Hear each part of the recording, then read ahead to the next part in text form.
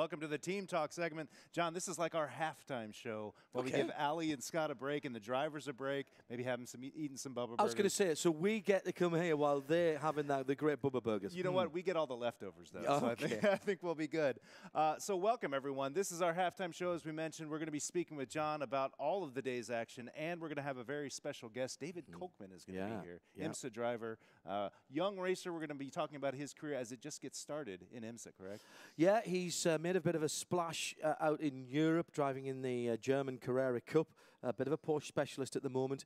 His first couple of races at Sebring just a couple of weekends ago, and part of the team that have brought the fabulous Porsche that we've got here in the studio with us, the Park Place and Project One team, who have brought that fabulous history in the dirt on that car. That car is talking to us. You were taking pictures of that car as if it was like you needed it in your garage. I like cars at the end of a race, and that's exactly how the car finished at the end of the race. I like cars to talk to me. And that every bit of that car, every bit of the scratches and the damage tells a certain story about a part of the Mobile 1 12 Hours of Sebring. So it's great that they've had it down here. And David, I think you'll find him an interesting character. German by birth, comes from Munster, and he's got a good story to tell. We'll be talking to David in just a bit. Meanwhile, I know you've spent a lot of time talking with Ali and Scott about what just happened in the individual races. I want to take a step back a little bit and talk to you. What has your experience been like? You've called your first Forza Racing Championship race. Tell me about what that was like. Oh, didn't I pick a cracking one as well? Yes. Whose idea was that? Thank you so much, Mr. Producer. Right. No, first of all, Scott very kindly stepped away to allow me to do that. So kudos to him. This is his house. This is your house. Thoroughly enjoyed it.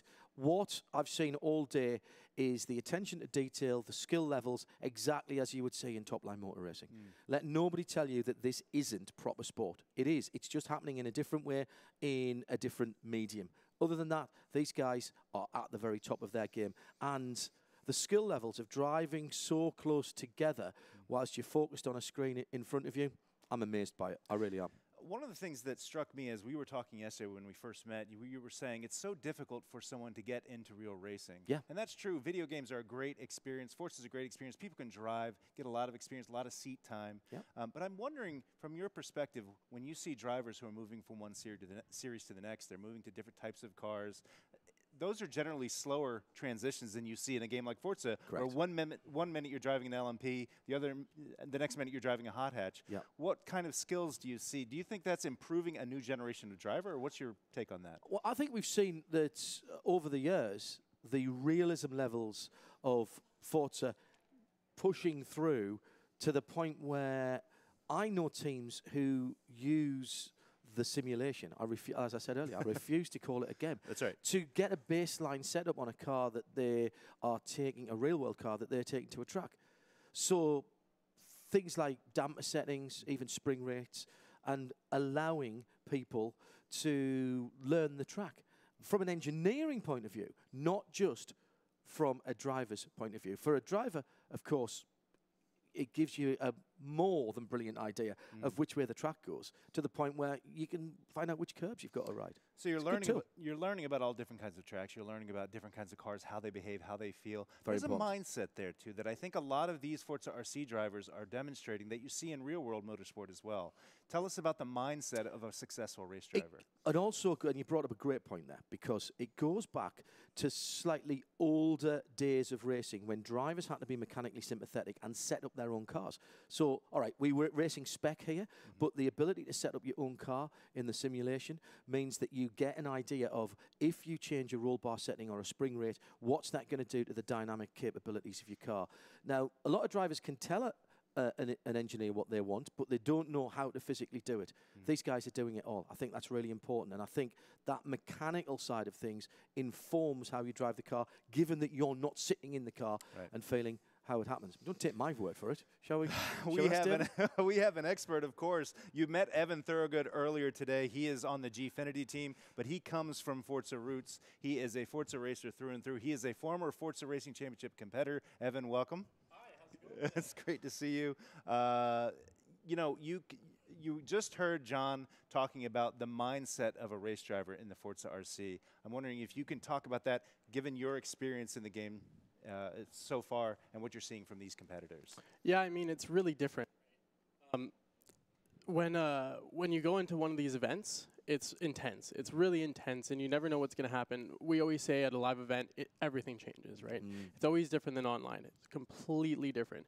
So you see all sorts of different results, all sorts of crazy tactics, all sorts of different maneuvers going on. But Evan, can I ask you a question? You know, that point I made in the old days when you had engineer drivers, effectively that's what all of you guys are. Exactly. It's not as if you've got a ride-on mechanic like 1923 at Le Mans, but you are engineer drivers. And having to have that mechanical knowledge, does that inform how you drive a car when you've done, because I know you do a whole heap of testing, and you've made subtle changes. Does that inform your driving? Yeah, oh yeah, for sure. Like everybody has to be able to do their own thing. They have to know what settings they want, whether it's on their car, their controller. Everything is done on their own pretty much, unless you might have a teammate help you a little bit, something like that. But you have to basically tune everything to your personal ability, right? So everybody has different skills, different ways they might take a corner, for example. They might be able to do it the exact same speed, but different lines, so they have to be able to figure out what works best for them. There's that level of self-awareness. You have to know yourself and be honest about your strengths and weaknesses as a driver. Personal experience with that? What were sort of, eye-opening moments in your own career as a racer? So for me, one thing that I always struggled with was race cars. So race cars, I was always a little bit off pace, and one of the reasons was I always turned traction control off for myself. Right. That's how I raced, right? It was just whenever I turned traction control on, my pace was horrible. So when I was able to turn, or when I was trying to run with race cars, a lot of the times in the rear-wheel drive power cars, something like that, I would struggle a little bit compared to the rest of them.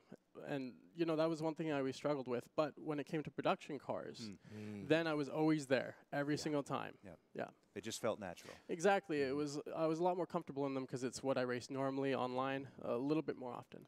And what's the difference between racing online and coming to a tournament where you've got 12, 13 other guys within touching distance? You know, you could reach out and slap them on the hand. That still may happen. I think you may have to adjudicate that. If that happened. What's the difference in just how it feels and how, when you're sitting there, you must be aware of what's going on around you? You can hear everything around you, no matter how noise canceling the headphones are, as good as they are, you can hear something, right? It might even just be in your head, you never know. Right. But you can hear everything and you have to adjust. Adjusting is the hardest part of a live event, adjusting to a different setup rather than what you race on for hours and hours and hours and days at home. It's totally different. And then you look around and all the pressure, right? You know how many people are watching. You know everybody is watching you. Here's one really subtle moment I saw in race number 1. They had a close-up shot of Lightning. You could see his eyes darting to the other screen. Tell me about that. Tell me about that. How do you even parallel process that? Yeah, it's crazy because a lot of these guys, they memorize the tracks, obviously. Everybody knows everything, so you know what's coming. So you know your little breaks and where you can take a little bit of a break.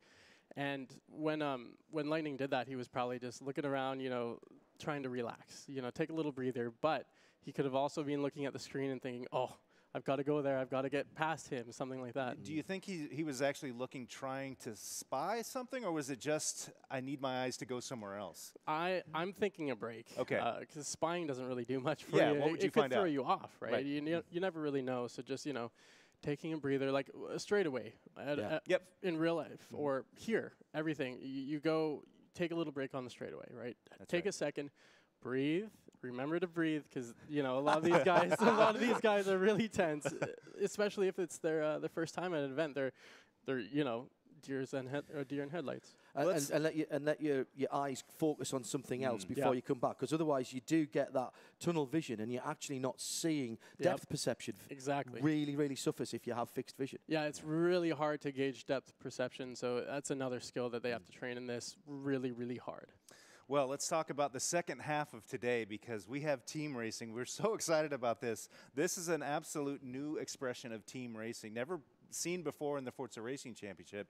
Evan, we talked about this in the announce video a couple of weeks ago. I think this is going to change everything for these guys. It's going to be totally different. Every car has different strengths. It's going to be awesome. I'm so excited to see this because I don't know how much they've been talking about strategy. The teams, behind closed doors, who knows what they told other teams they were going to do. You never know, right? That's right. Yeah, these guys are friendly, but not that friendly. Exactly, exactly. Once it comes to competitions and these kinds of events, you might want to throw them off a little bit. Well, let's set up teams a bit. What's the format here? This is teams unlike traditional motorsport, correct? Exactly. So each driver on a specific team will be driving a different car. Okay. So there are 3 cars available. Each driver has to pick a different car.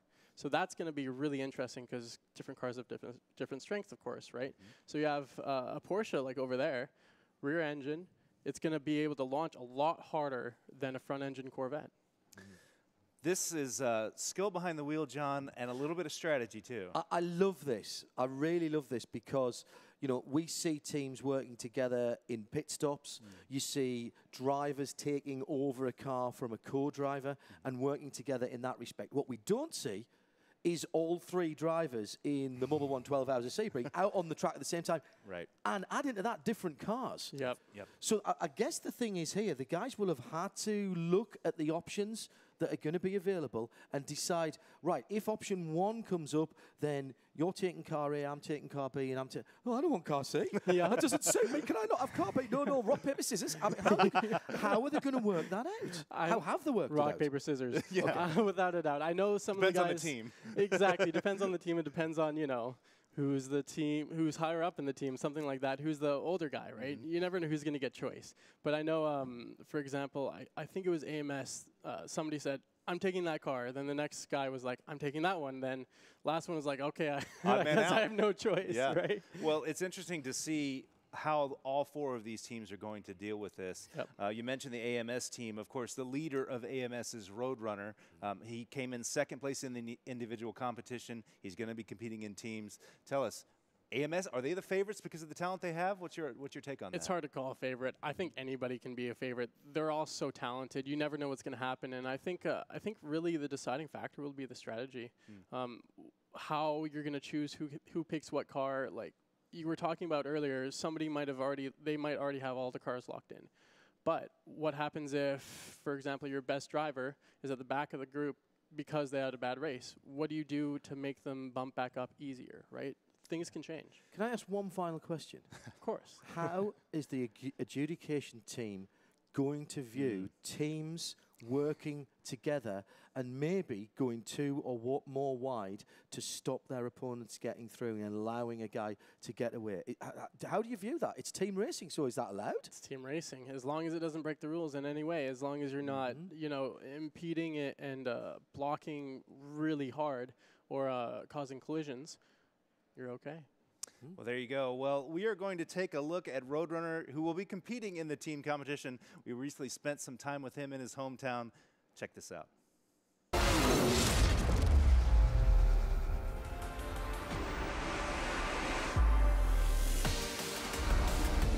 I'm Michael Cohen, also known as AMS Roadrunner. I'm 21 and the current FRC World Champion, and I live in Swansea. This isn't my hometown, but this is where I currently live for university. I'm currently studying automotive design to improve my professional practice and to improve my portfolio.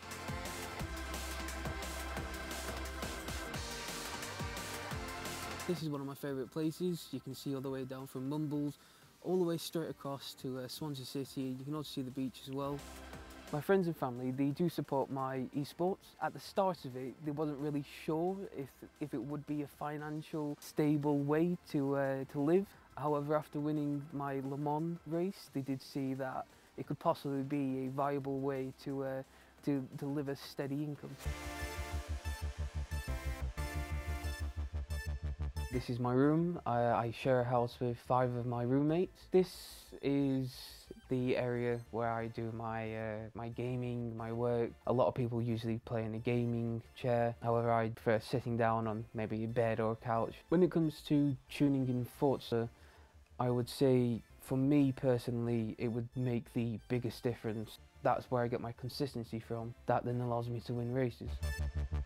My favourite cars have always been the Nissan GTRs, R32s, the R35. Porsches are also a really good example of balance. Having just a pure design which you can work upon shows engineering skill. And when it comes to balance, that's a really nice thing to be able to fine tune.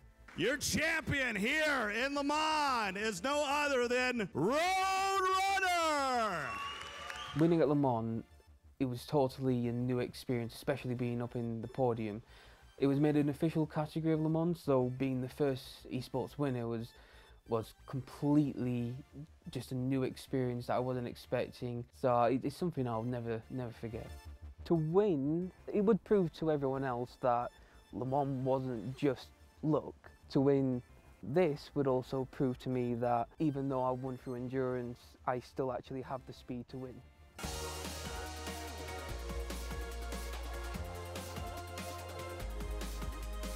Out of esports, to unwind, to relax, the beach is one of my favourite places. It's a great place to just let all the worries get away and just relax. At night time, you can see all across the beach bonfires lit up, and it's just a great place to relax and chill. So I was around 13 years old when I started being competitive. When I was 18, esports started to be a thing. I thought I'd give it a go. I wasn't actually going into the event expecting anything. He's looking for the opportunity. I just don't think Lightning's going to give it to him at this point. He goes on the outside, though. Can he find it? Can he find it? Heck of a move on that last chicane, then you moved around the final corner. Why did you decide to make the move then? Last corner, got to try. I would say when it comes to winning, it's better to be humble than to be outright, I'm the best. I love racing, I love winning races.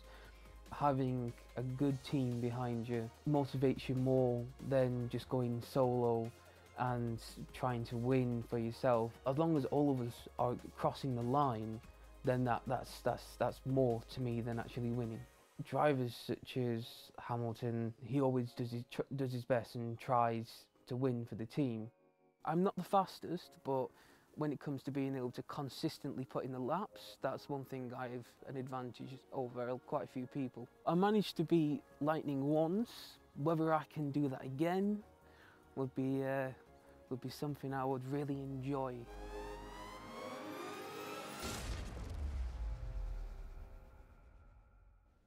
He's your Season 3 champion, the man who stood on top of the podium at Le Mans. He's your runner-up here today in the individual competition for the Pre-season Invitational presented by IMSA. He's here on the desk. Roadrunner, welcome to the desk. Thank you very much. Yes. Well done, man. Well done. So tell us, let's start. I want to get to Le Mans. I want to recap that for you because I know you still probably have fond memories of that. But let's talk about today, the individual competition. Let's start with that. You were so consistent, perhaps the most consistent, third, second. Tell us about how you feel your day went. Well, pretty well. To be honest, consistency is 50-50. I'm either really good or either I'm really bad, like off by a second. So I think this team's race is going to be quite a surprise. Absolutely, of course. The lead up to the Pre-season Invitational. Tell me about your training program. What were you looking at? What kind of things you were? You didn't have a lot of information coming in, so what were you training? I didn't really do much testing. It was mainly with Taylor Lightning that I did my testing with. Just mainly pushing each other. So if we can push each other, then we can find the time that we might be missing. Can I ask you a question? You won at Le Mans, and there was a bit of talk about, oh, he was lucky. You know, he didn't deserve that. Right? So coming out of that then and having all that time before you get here, does that take the pressure off you when you come here? Because, well, nobody expected me to win Le Mans, so I'm going to come and prove them wrong, and I can just go out. Or do you say to yourself, I have to prove them wrong? Yeah. How did that work for you? Well, I've had a lot of people say, oh, it was only luck winning Le Mans, which a lot of it is luck. But this invitation, I think it proved that I do have the speed. So it wasn't just luck; it was also skill. Were you, when you think back to Le Mans, you stood atop that podium. What are your memories? What stands out to you from the Season 3 weekend? Lots of racing. You guys were in that seat for a long time. Well, up in the podium is probably the smell of the champagne. Is that right? Yeah. I've never had any experience like that, so it was pretty amazing. Fantastic. So you're here at the Invitational. The season is about to begin. We're about to get into the meat of the competition in just a few weeks. We have leaderboards this time. You've seen sort of team play. What are your thoughts heading into the competitive part of the ForzaRC? Mainly keep everything consistent, find out where I'm losing my time, and hopefully just go in there, have a good race. It's nice to win. It is nice to win, but I do enjoy having a good race, like with Lightning on the Road America. Having races like that, I love. That was great. That was really good. Really, thank you for that for my first race calling it. So thank you so much. Can I just touch on that team thing again? Have you, as a team, been able to discuss the potential options about how you might race with the cars that you might get, and whether there is going to be some give and take in terms of positioning your cars on the track, being able to give your teammates an advantage? So I think the main difference that needs to, will be seen is the four-wheel drives and the rear-wheel drives. So having like a teammate who's going to be in front at the start and hopefully bring back the pack. And if you can bring back the pack, then you have a high chance of passing people. So there's a lot of team play, but a lot of it is strategy. So yeah, I'm really excited to see your strategy. How did you guys pick the cars you were driving? We suggested rock, paper, scissors or an arm wrestle earlier on. So, I mean, was it a little more technical than that, shall we say? It was like 5 laps in each car, and finding what time everyone did. For example, let's say one of the drivers is a second off, but the other car is half a second, and then the other driver is 6 tenths off in that one. But he's 8 tenths in the one where the other guy was a second. So you need to prioritize who can best suit each car. Picking their strengths. Right? Yeah. And where does flexibility fit in here? You guys can adapt as the races go on. How are you thinking about that as you move through all 4 races? Mainly as a team, just head down, focus, and see how far we can get up. Well, it's going to be exciting. Team racing is coming in just a few minutes. Thank you, Roadrunner. Appreciate you being here. Look forward to seeing how the AMS team does once the team competition happens. Listen, we were talking about the 12 Hours of Sebring. Just happened just a couple weeks ago. Our own Ali Tack and some special guests, including this guy, headed down to the Sunshine State to check out the 12 Hours of Sebring. They had a backstage all-access pass, and this is what they found.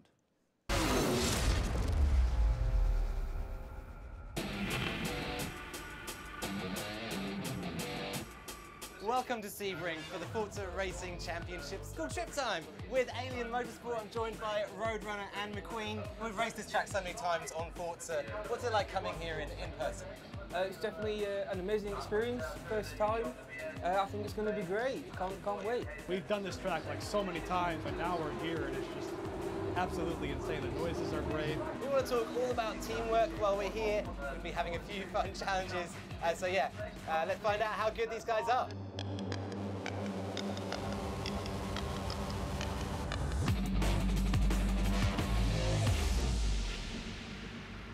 So here we are, hot from the track, and I've got 2 racing teams right next to me. On my right, I've got Alien Motorsport, and on my left, Ford Performance, Joey Hand and Dirk Muller. How does the track feel out there, guys?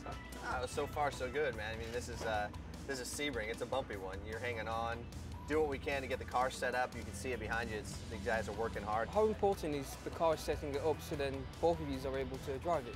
Dirk and I, we've driven together for a long time, so that's one key. We know each other very well, but we definitely drive a different style car. We're both trying to win this together, so if he doesn't like it, it's not good for me. If I don't like it, it's not good for him. Let's find out who is the best team out of these 2. Let's stack some tyres. 3, 2, 1, go!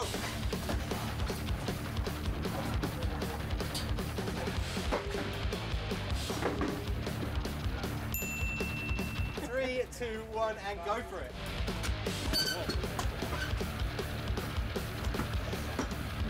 High five, we have it.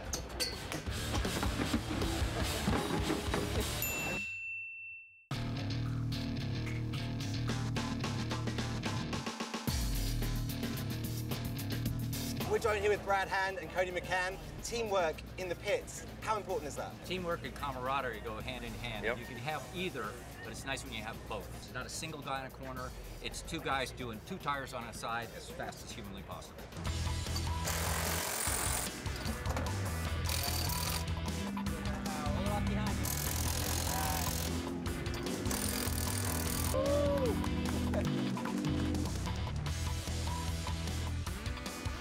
We bumped into Earl Bamber, winner of Le Mans with Porsche Racing. Yeah, it's great to be here in Sebring. You know, it's me moving back last year. I was in the prototypes of Le Mans, now back here in GT, but Sebring's a special place. It's quite ironic to bump into some other Le Mans winners I hear as well here, so it's quite cool. I try download their ghosts, these guys, top guys, and I get destroyed. And then you're like, okay, I'm going to go back to normal car racing and not even try. The AMS team have multiplied in a way. We've got Supreme here. Man, welcome along to Sebring. How do you find it? It's awesome. I'm glad to be here. Let's talk a little bit about how you got together, how you met each other. Me and Custom Dips, we brought 2 groups of people together and we decided to form AMS. McQueen, previously GTR, and we've got Supreme as well. What do you reckon? What's the fastest nationality here? Probably British, if I have to say it, honestly. Where's that confidence? Come on. What's it like, the difference in the teams? What's the character of AMS for you? A lot of it was just like bringing together like different people. I mean, the personality is a little bit different. It just feels like at home. How do you like your cars? Loose? Do you like them tight? Do you like them push? Or how does it work for you? I like to be like tight and stable for the most part. Yeah, my style's a lot looser. I like it pretty grippy. Not too wheel spinning, not too powerful. I like to make up my time in the corners rather than the straights.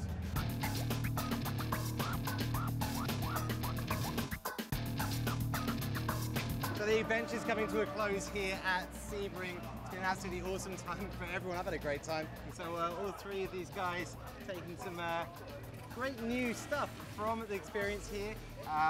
You know, hopefully they're going to be able to bring that into their team play at the Invitational. Let's find out what happens.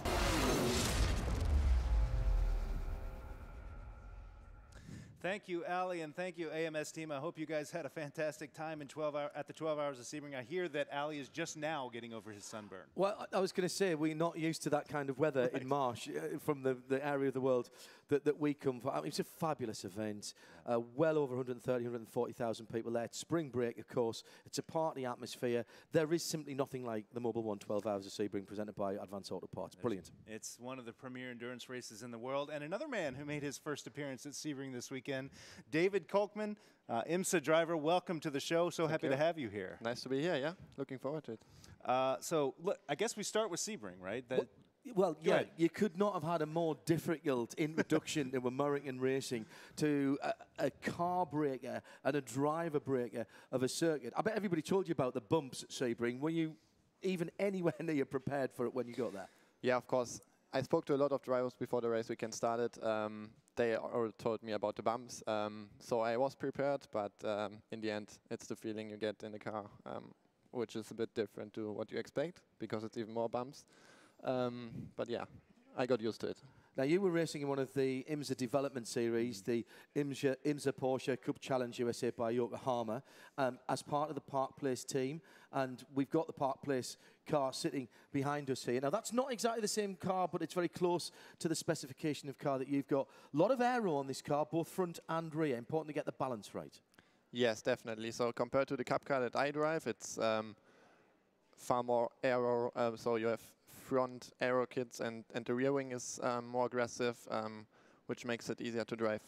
What I notice is the interior of these cars are getting more and more complicated every year. Do you get a handbook to learn all the buttons on the steering wheel? Yeah, a couple of weeks ago I got to drive the Porsche RSR, and I had the handbook to read before, so that was 47 pages, which I had to learn, all the buttons and how to start the car, how to drive it, and yeah, it was a lot of pages. Yeah. The Cup cars is trying to get you ready to go endurance racing. And this car was in the WeatherTech Championship. We saw the little donut on the side. It's supposed to be non-contact because it's a 12-hour race, but we saw an accident at turn 1 in the Mobile One 12 hours. So you know, how is it for a driver to just calm yourself down and think, this is a longer race, it's not just a sprint?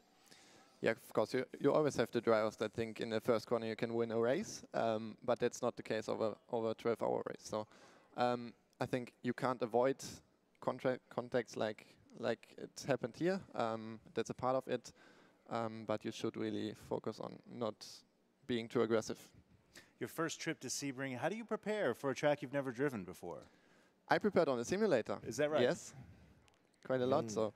Are we talking hundreds of laps, thousands of laps? Yeah, the thing is, the simulator I used broke down, so I used the PlayStation or an Xbox to prepare myself. Yeah, I did.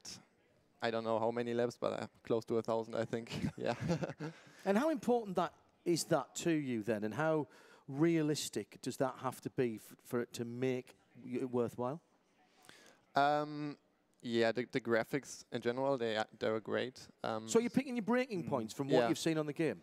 Yeah. Stuff on the wall, of course, on the track? I compare to the real videos I got. But it's really close to the simulators. So I can work with it. I can try some different things with the setup. Different bar settings, right height, wheel wing settings. And yeah, I tried different lines through the corners, so it's a good tool to learn the track. It's beautiful because testing in a video game car, you don't have to worry about crashing it. There's no budgets there. I'm wondering how hard you push when you're on a simulator when you don't have to worry about crashing the car or endangering your own life.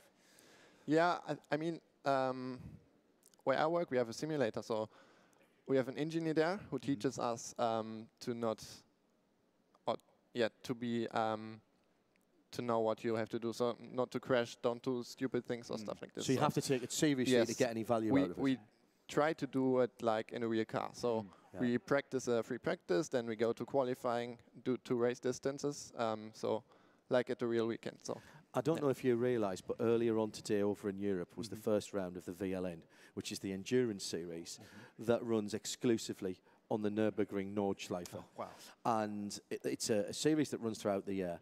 And it was Montai Porsche that won today. They're a very, very good team on that. And David and I were talking about this earlier on, and he and I share an ambition, and that is to race on the Nordschleife. And you have done thousands of laps there, haven't you? On the simulator again, yes? Yes. Yes, I did. I did 1 lap with a road car, but yeah, my next goal is to get the license, so the permit it's called.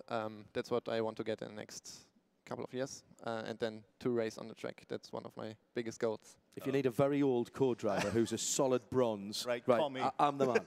I will call you. Okay, that works well. You know, the Nürburgring is an obvious choice for favorite racetrack in Germany, but you must have some other favorites in your home country. Tell us about where you love to race in Germany. I like Hockenheim, yeah, that's quite a famous track. Nürburgring, of course. And then in Austria, that's my favorite track, to be honest, the Red Bull Ring. Oh, yeah. Really? It's slow corners, fast corners, so a lot of up and down. It's a flowing track. I like it, yeah. And you are going to be racing in America. Sebring's not your only stop this season. That's right. I will do the whole GT3 Cup season USA. So the next race is in 3 or 4 weeks in Barber. In Birmingham? Right, yeah, in nice. Birmingham. So that's what I'm preparing for right now. The tracks in America, when I first came here in the late 1990s for the very first Petit Le Mans, 1998 that was, I'm dating myself there, aren't I? I came from the European background, and I'd like to know how you feel about it, because everybody would say, oh, Road Atlanta, that's a European-style track. Road America, that's a European-style track. Watkins Glen, that's a Europe. But the truth is we don't have tracks like that anymore. Hardly any in Europe, because they've all been broken up with chicanes. So you excited to come to some of these old-school tracks where a driver can really make a difference? Yes. So when the decision came to run the season with Park Place, I looked at all the tracks, and I realized that it's a proper racetrack. So you have no runoff areas like in Europe. It's gravel or grass, and the wall quite close to the track. I like that because it's challenging. So yeah, that's American racetracks. Are there a couple of tracks you're looking particularly forward to in America? It was Sebring for sure. Okay. It's one of the traditional tracks here. It's Road America, Road Atlanta for sure. And yeah, I think all the tracks are quite nice. Yeah. You're just going to have a great season. Yeah. Just I can tell you after the season, which I prefer. When we were back earlier on in the first 2 or 3 races, we were sitting watching the racing. What do you make of these guys racing here and the kind of quality that we're seeing in this Forza Racing 2018 Pre-season Invitational?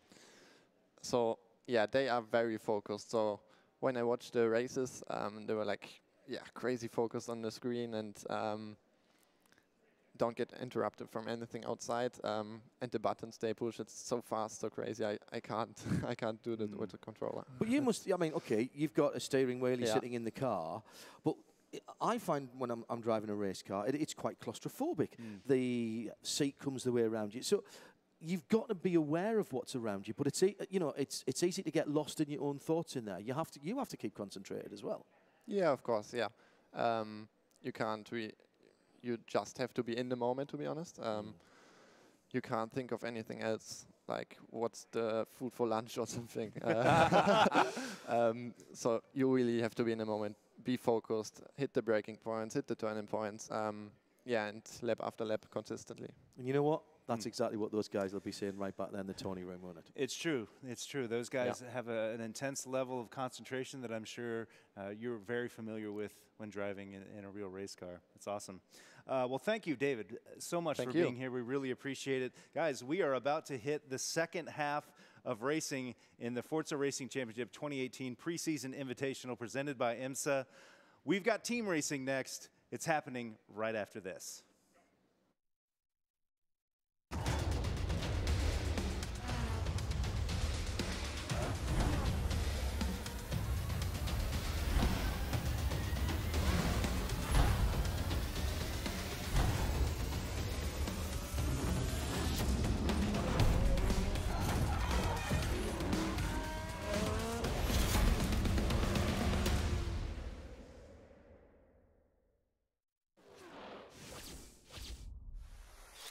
This is modern-day endurance racing, a set of sprint races between tyre changes and fuel stops. It has definitely heated up inside the cockpits. If at this moment you don't feel a twinge of excitement, if your heart is not beating a little bit faster, then you have no place calling yourself a motorsport fan. It's time! Let's go sports car racing!